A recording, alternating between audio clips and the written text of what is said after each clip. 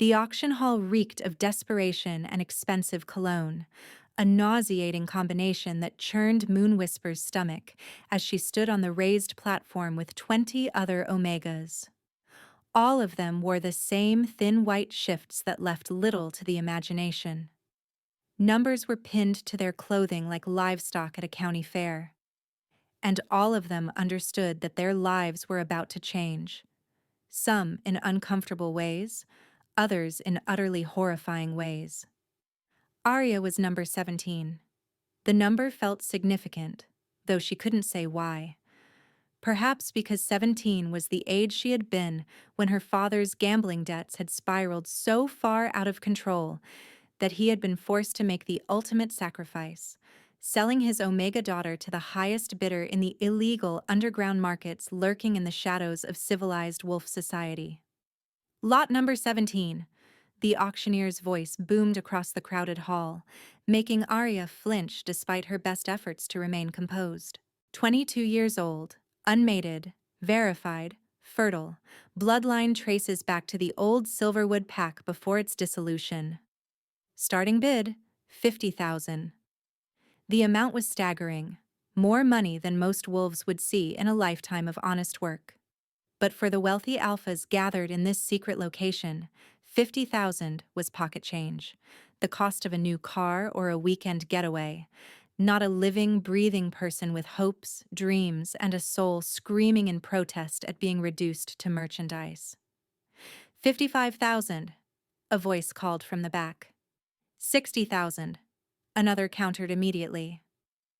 Arya kept her eyes fixed on the floor as the bidding continued, trying to make herself small and unremarkable. She had heard the stories of Omegas who drew too much attention at these auctions, those who were beautiful, defiant, or spirited. They ended up with the cruelest buyers, alphas who relished breaking their possessions as much as using them. Better to be invisible, forgettable, to go to someone who might at least treat her like a servant rather than a toy to be destroyed. 200,000.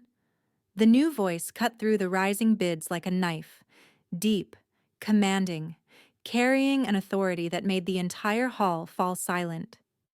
Arya's head snapped up despite herself, her eyes searching for the source of that incredible voice. At the back of the auction hall, partially hidden in shadows, stood a figure that radiated power, making her Omega instincts snap to attention. Even from a distance, without a clear view of his face, she could feel the weight of his alpha presence pressing down like a tangible force. That's Alpha King Kale Stormborn? Someone whispered nearby, the words carrying in the sudden hush that had fallen over the crowd. What's he doing here? The auctioneer went pale, clearly recognizing that the most powerful wolf in existence had just entered his illegal operation. Your Majesty, we weren't expecting, he stammered. 200,000? Kyle repeated, stepping forward into the light where Arya could finally see him. He was tall, powerfully built, with dark hair and eyes that seemed to glow with inner fire. But it wasn't just his appearance. His absolute confidence and commanding authority made her breath catch in her throat. For Lot 17, do I have any competing bids? His question cut through the hall. Silence answered him. No one was foolish enough to bid against the Alpha King, especially not while he looked over the crowd with an expression that promised severe consequences for anyone who tried. Sold. The auctioneer finally managed, his voice trembling with barely concealed terror. To His Majesty, for 200,000. As guards moved forward to escort Arya off the platform, she couldn't tear her eyes away from the Alpha King. He watched her with an intensity that made her skin prickle, his golden eyes tracking her every movement as if she were the most fascinating thing he had ever seen. This wasn't how these transactions usually went. Buyers typically paid and left, sending servants to collect their purchases later. But Kyle stayed exactly where he was, waiting as she was brought down from the platform and made to stand before him. Your Majesty, the auctioneer began, pulling out papers for the official transfer of ownership. If you'll just sign here, she becomes your legal property under. The single word carried such absolute authority that everyone nearby instinctively stepped back. Kyle's gaze never left Arya as he spoke. I will not be signing any ownership papers. I will transfer the agreed payment and this young woman will leave with me. But she will not be my property. She will not be anyone's property. Confusion rippled through the crowd. If he wasn't claiming ownership, what was the point of bidding? The auctioneer opened his mouth to question this, then seemed to think better of it and simply nodded. As you wish, Your Majesty. I'll have the funds transferred to your account immediately. Within minutes, the transaction was complete, and Arya found herself being escorted from the auction hall by royal guards. She walked in a daze, unable to process what had just happened. The Alpha King had purchased her for an astronomical sum, only to immediately declare she wasn't his property. A sleek black vehicle waited outside, and one of the guards opened the door for her with surprising courtesy. The Alpha King climbed in beside her, and soon they were pulling away from the warehouse district where the auction had been held. For several minutes, they rode in silence. Arya kept her hands folded in her lap, her eyes fixed on them, too overwhelmed to know what to say or do. Everything she had been taught about how to behave around the Alpha who purchased you suddenly seemed irrelevant, given his declaration that she wasn't his property. What's your name? His voice was gentler than in the auction hall, though it still carried that underlying command that made her Omega instincts urge her to respond immediately. Arya, Your Majesty. Arya Moon Whisper. Arya, he repeated thoughtfully, as if savoring the sound. That's a beautiful name. Tell me, Arya, how did you end up in that auction hall? The question was kind, yet shame burned hot in her chest. My father had debts. Gambling debts he couldn't repay. The collectors gave him a choice, his life or his Omega daughter. He chose to keep living. She heard Kyle's sharp intake of breath, felt the anger radiating from him at her words. Your own father sold you to save himself from his mistakes. Yes, Your Majesty. That's right. He seemed to be searching for words strong enough to express his disgust. That's unconscionable. No parent should ever sacrifice their child like that, regardless of the circumstances.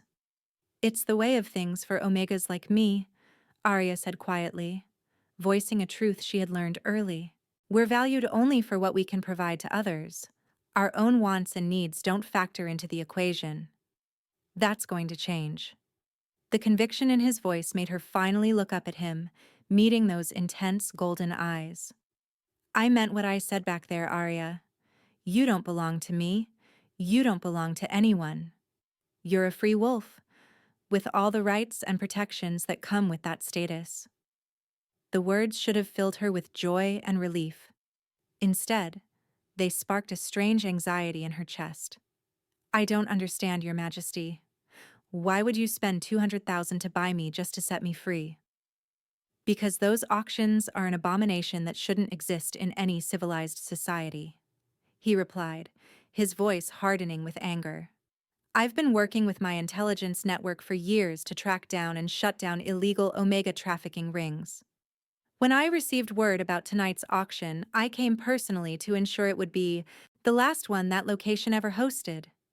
As if to punctuate his words, Arya heard sirens in the distance, growing closer to the warehouse they had just left.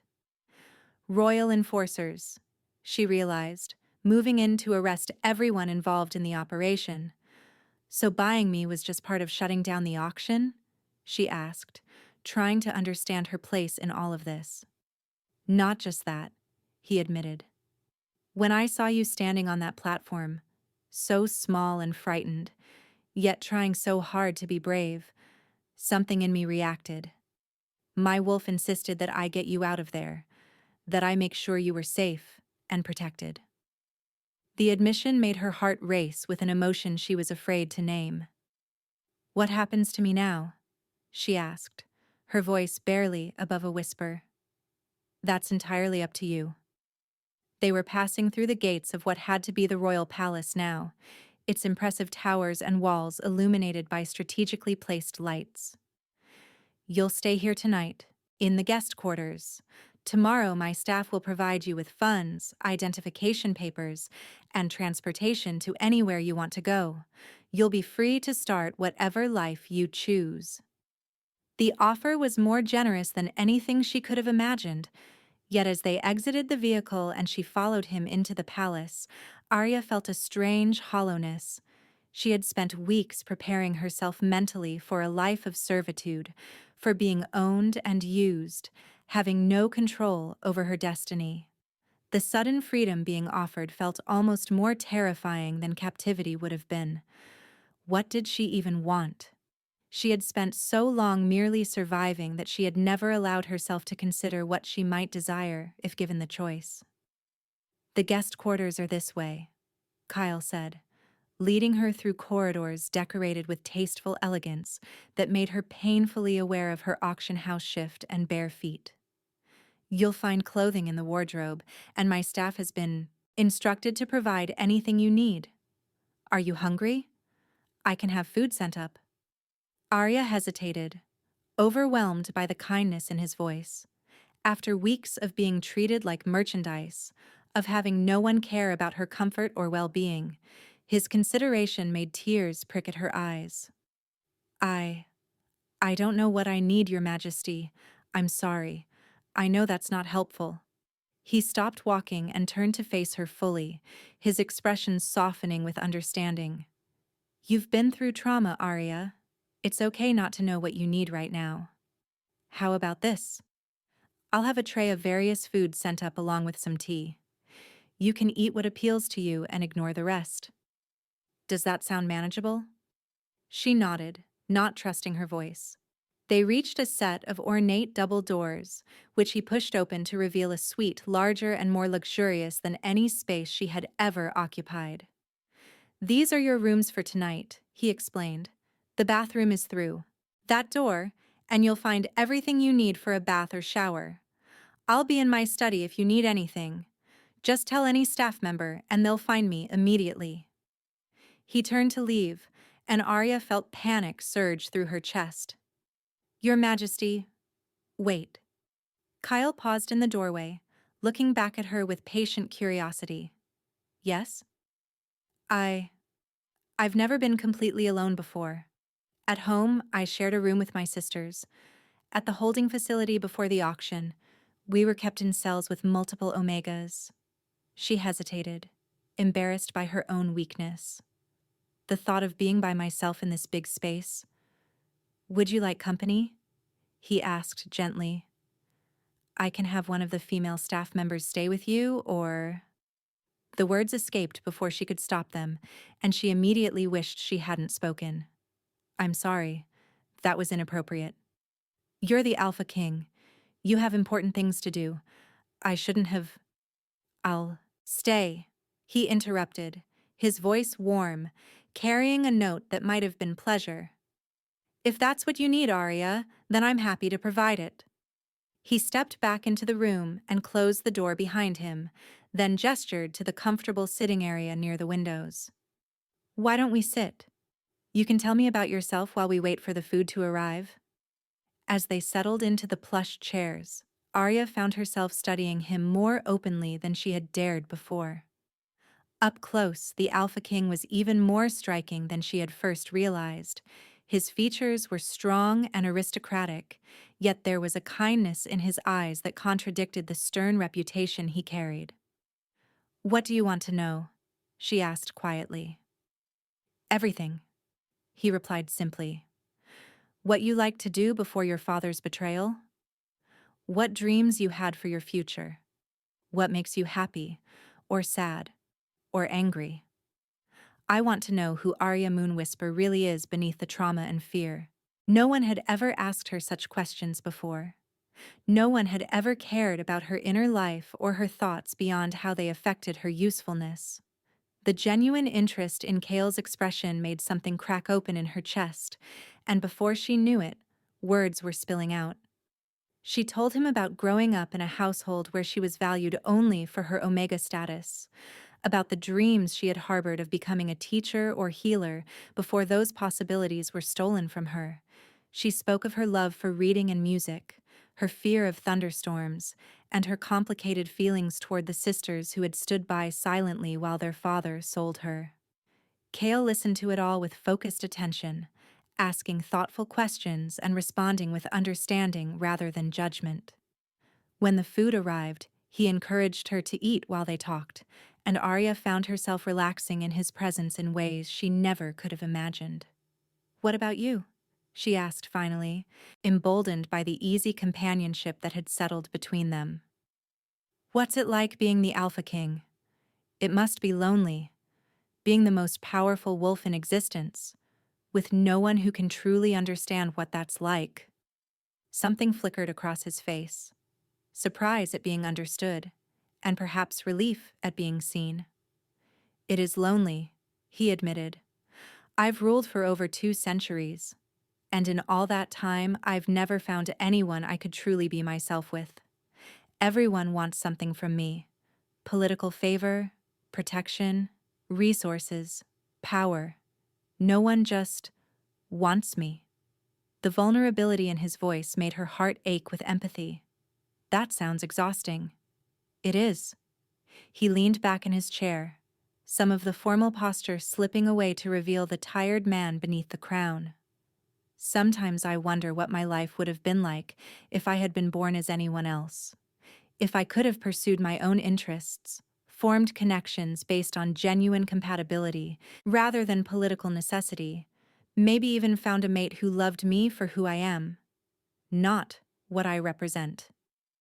"You've never found your true mate?" The question was deeply personal. Too personal, maybe, but Arya genuinely wanted to know. "No. I've looked, hoping that somewhere out there was the other half of my soul. But 200 years of searching has yielded nothing." He paused, his golden eyes meeting hers with an intensity that made her breath catch. "Until tonight. I had started to believe the moon goddess had decided I wasn't meant to have that kind of happiness." The implication in his words made Arya's pulse quicken. "What changed tonight?" "You did." The admission was soft but certain. "From the moment I saw you on that platform, looking so brave despite your fear, something in me recognized you. My wolf went wild, demanding that I claim you, protect you, never let you out of my sight. I've never experienced anything like it." Arya's mouth went dry as understanding washed over her. "The mate bond?" "I think so," he said quietly. "Though I didn't want to say anything because you've been through so much trauma. The last thing you need is pressure from an alpha claiming rights over you based on supernatural connections." He ran a hand through his hair, looking almost nervous for the first time since she'd met him. "That's why I insisted you don't belong to anyone. You need to be free to make your own choices, even if those choices mean walking away from me." The nobility of his stance, the way he was willing to let her go even after recognizing her as his mate, made emotions swell in Arya's chest. "What if I don't want to walk away?" Hope flared in his eyes before he carefully schooled his expression back to neutrality. "Arya, you can't make that decision right now. You're vulnerable, traumatized, probably feeling gratitude toward me for getting you out of that auction. Those aren't the right foundations for accepting a mate bond." "You're right," she acknowledged, appreciating his caution, even as her Omega instincts screamed at her to close the distance between them. "But can I ask you something?" "Anything." "Will you tell me about the life you would have chosen? If you hadn't been born to be Alpha King, what would you have wanted?" The question seemed to surprise him, but after a moment of thought, he began to speak. He told her about a small cabin in the mountains where he sometimes retreated when royal duties became overwhelming. About his love for astronomy and the nights he spent studying the stars. About his secret dream of writing books under a pseudonym, contributing something to the world that had nothing to do with his rank or power. As he spoke, Arya found herself falling a little in love with the man behind the crown. This wasn't the terrifying Alpha King of legend, but a person who felt, dreamed, and yearned for simple happiness just like anyone else. Hours passed as they talked, the conversation flowing naturally, easily. Arya shared more about her own interrupted dreams, and Kale listened with the same focused attention he had shown earlier, making her feel valued and important in ways she had never experienced. I should let you get some rest, Kyle said finally, noticing the exhaustion beginning to show on her face. Will you stay?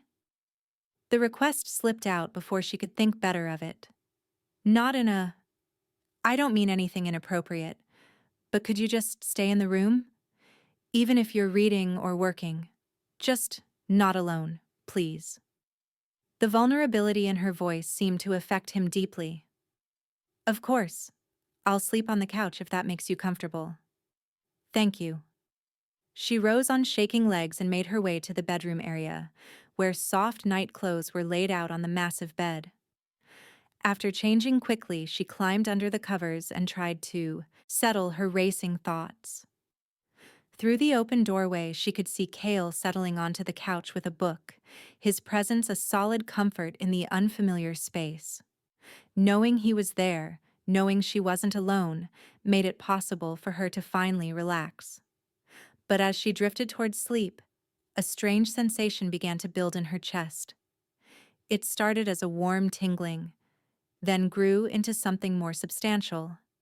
A golden thread that seemed to stretch between her and the alpha in the other room. The mate bond, she realized with wonder, was growing stronger with every passing moment they spent together. Arya woke sometime in the early hours of the morning to find moonlight streaming through the windows and the bond between her and Kyle thrumming with an energy that made her whole body feel alive. She could sense him without seeing him, could feel his emotions and his presence as if they were woven into her own thoughts. Quietly, she slipped out of bed and padded into the sitting room. Kyle had fallen asleep on the couch, still fully dressed, his book slipping from his relaxed fingers. He looked younger in sleep, the weight of the crown momentarily gone from his face. Without thinking, Arya moved closer, drawn by the mate bond that was now impossible to ignore. As she approached, Kale's eyes opened, instantly alert despite having been deeply asleep moments before. Arya, is something wrong? I can feel it, she whispered, placing a hand over her heart. The bond between us. It's so strong now, like a living thing connecting our souls. Kyle sat up slowly, his gaze locked on hers. I feel it too.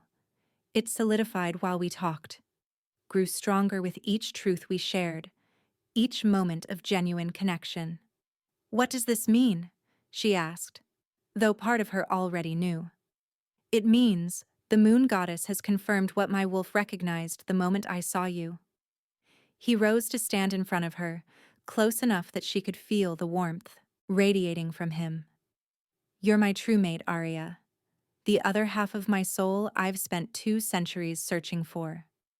But you said I was free to leave? She reminded him, needing to understand.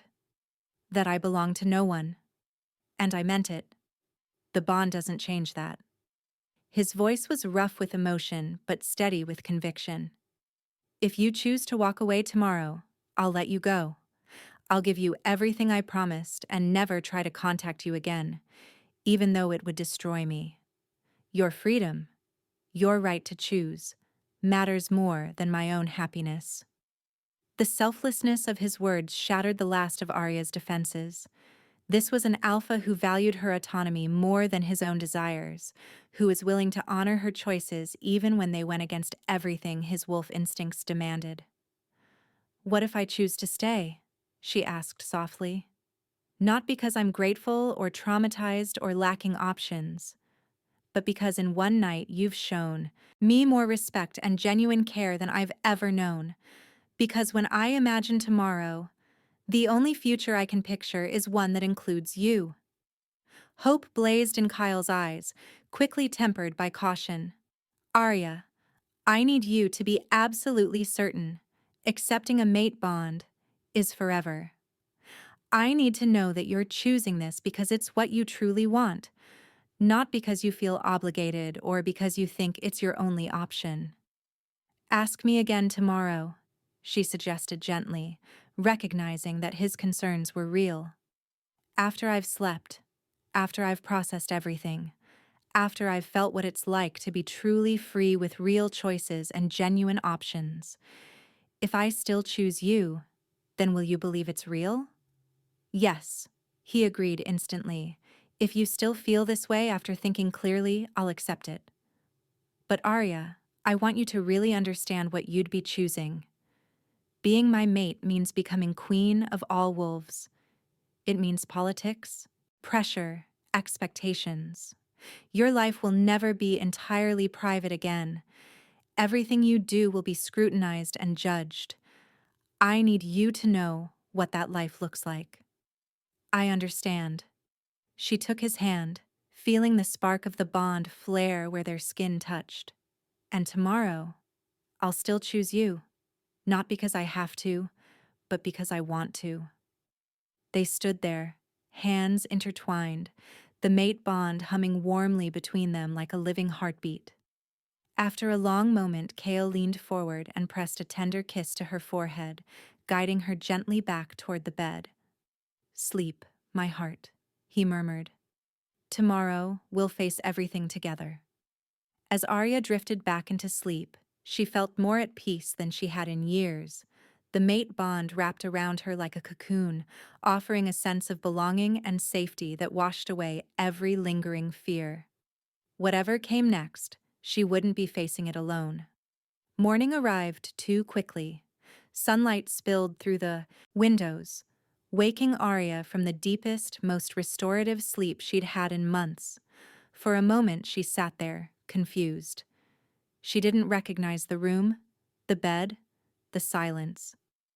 But then everything flooded back.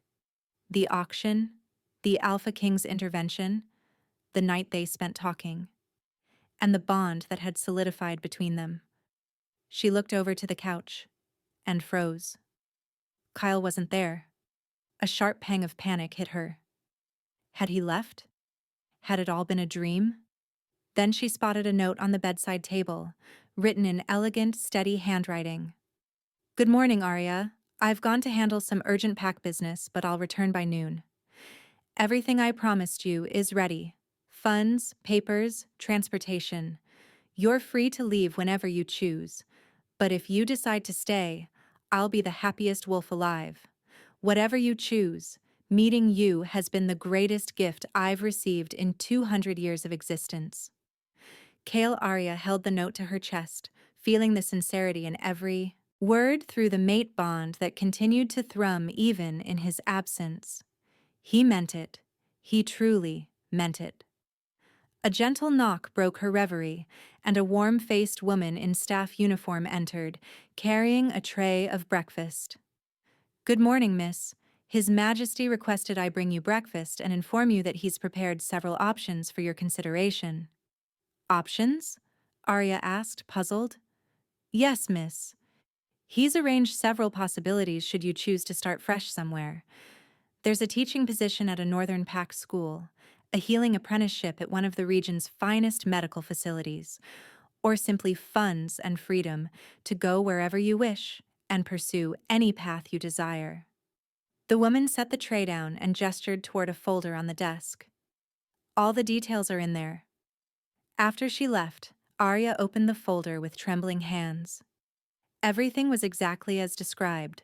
Official offers for positions aligned with the dreams she had shared with Kale. Last night, accompanied by documentation and enough funds to live comfortably for years while deciding what she truly wanted. He had listened to her late-night confessions about her interrupted dreams, and somehow, in just a few hours, he had arranged real opportunities for her to pursue them. Even knowing that it might mean losing her, he had given her the means to build the life she had always longed for. Tears streamed down her face. This was what it meant to be truly valued, to be cared for by someone who placed her needs above his own desires. This was love in its purest form, the willingness to let go of what you wanted most for the sake of another's happiness. And in that moment, Arya knew her choice with absolute certainty. She spent the morning exploring the palace with an escort who showed her everything: the vast library where Kale spent his free time, the observatory atop the highest tower where he studied the stars, and the modest private quarters he kept separate from his official royal apartments. Each space revealed more about the man behind the crown, a person who valued knowledge, beauty, and quiet moments of peace. By noon, Kale returned as promised. Arya waited in the garden where they had agreed to meet.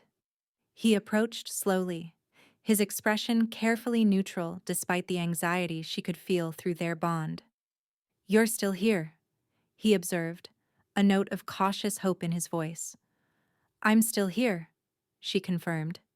"Did you think I would leave?" "I didn't know. I hoped, but I refused to assume." He moved closer, stopping a respectful distance away. "Have you made your decision, Arya?" She took a deep breath, knowing her next words would shape both their lives.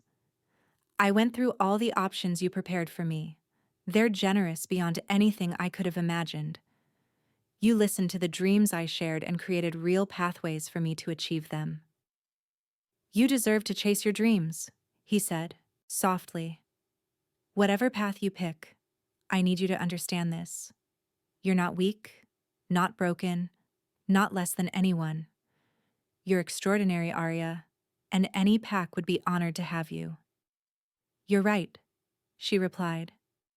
"I do deserve to follow my dreams. And now, because of what you did, I finally have real choices.